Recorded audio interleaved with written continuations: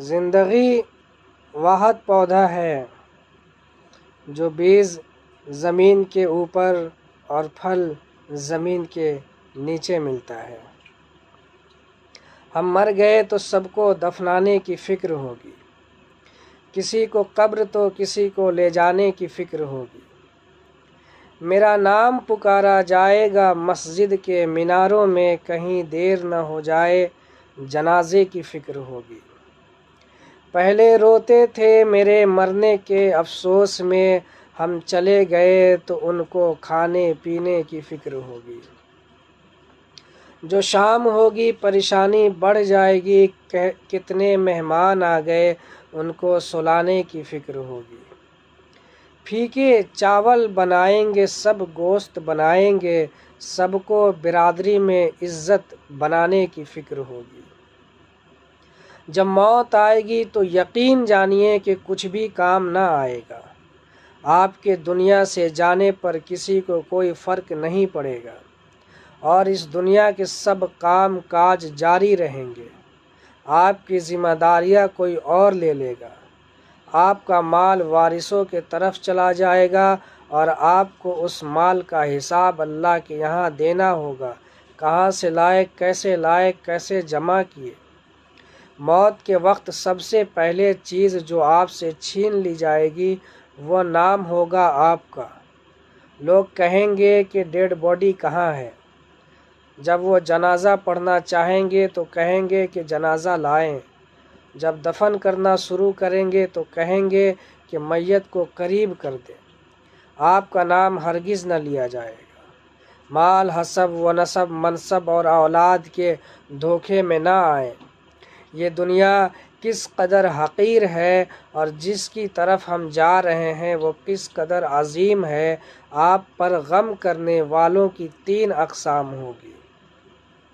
جو لوگ آپ کو سرسری طور پر جانتے ہیں وہ کہیں گے ہائے مسکین، اللہ اس پر رحم کرے۔ آپ کے دوست چند گھڑیاں یا چند دن غم کریں گے، پھر وہ اپنی باتیں اور ہنسی مذاق کی طرف لوٹ جائیں گے۔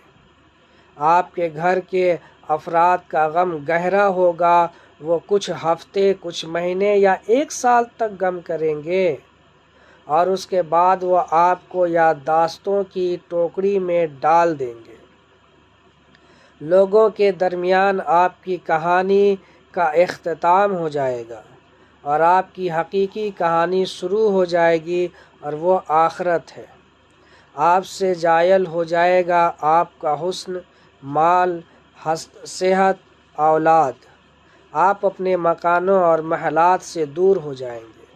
شوہر بیویوں سے اور بیویوں شوہروں سے جدا ہو جائیں گی۔ آپ کے ساتھ صرف آپ کا عمل باقی رہ جائے گا۔ یہاں یہ سوال پیدا ہوتا ہے کہ آپ نے اپنی قبر اور آخرت کے لیے ابھی سے کیا تیاری کی ہے؟ یہ وہ حقیقت ہے جو غور و فکر کی محتاج، اس لیے آپ اس کی طرف توجہ کریں۔ فرائض، نفل، پوشیدہ صدقہ، نیک اعمال، تہجد کی نماز اور اچھی اخلاق کی طرف شاید کہ نظات ہو جائے۔ جو لڑکیاں پردہ نہیں کرتی اور کہتی ہیں ذہن صاف ہونا چاہیے، تو سنو لڑکیوں، آپ کا ذہن حضرت فاطمہ زہرا بنت حضرت محمد مصطفیٰ سے زیادہ صاف نہیں ہے۔ چہرے پر پریشانی کیوں؟ دل میں سوال کیوں یقین ڈگمگا رہا ہے؟ دل کو بتاؤ، جو اللہ یوسف کو مصر کا شہنشاہ بنا سکتا ہے، یونس کو مچھلی میں آیت کریمہ پڑھوا سکتا ہے، موسیٰ کی مدد کے لیے سمندر کو 2 حصوں میں کر سکتا ہے، وہ تمہاری پریشانی کو خوشیوں میں تبدیل کرنے میں بھی قدرت رکھتا ہے۔ ذرے ذرے کی خبر رکھنے والا تمہیں کیسے اکیلے کر دے گا؟ دعا کیا کرو، دعا محبت ہوتی ہے۔ آپ چاہیں برے ہوں یا اچھے، مگر اپنا اخلاق ہمیشہ بہترین رکھیں کہ لوگ آپ کو اپنی دعاؤں میں یاد رکھیں۔ اپنے فعل سے کسی کا دل مت دکھائیں کہ وہ آپ کو یاد کرے تو اس کی آنکھیں بھر آئیں۔ بلکہ اپنا اخلاق ایسا رکھیں کہ کوئی آپ کا ذکر کرے تو ہمیشہ دعا دے۔ آج جسم میں روح ہے، موقع ہے اچھائی والے کام کرو اور آگے بھیجو۔ کل جسم ہوگا لیکن روح پرواز کر چکی ہوگی، پھر افسوس اور پچھتاوے کے سوا کچھ بھی باقی نہیں رہے گا۔ ابھی بھی وقت ہے، توبہ کر لو اور باقی زندگی رب کی رضا اور خوشنودی حاصل کرنے والے کام کرو۔ کبھی بھی غرور مت کرنا، کیونکہ اللہ تعالیٰ عزوجل کی پکڑ بہت سخت ہوتی ہے۔ بندے کی ساری اکڑ ایک ہی جھٹکے میں نکال دیتی ہے۔ روزی تو سب کے لیے ہے مگر ہدایت سب کے لیے نہیں۔ افسوس کہ ہمیں اپنی روزی کی تو بہت فکر ہے لیکن ہدایت کی کوئی فکر نہیں ہے۔ جہاں پانی بہتا ہے وہاں سبز اگتا ہے، اور جہاں ندامت کے آنسو بہتے ہیں وہاں رحمت الہی کا نزول ہوتا ہے۔ کسی کو جھوٹا، گھٹیا اور نیچ ثابت کرنے سے آج تک کوئی بھی عظیم بن سکا ہے؟ کسی کا پردہ رکھنے میں ہی عظمت اور بھلائی ہے۔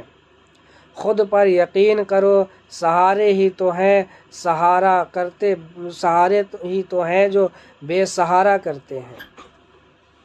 اور ایک تلخ حقیقت یہ بھی ہے کہ مشکل وقت میں کوئی ساتھ نہیں دیتا، یہاں تک کہ اندھیرے میں تو اپنا سایہ بھی ساتھ چھوڑ دیتا ہے۔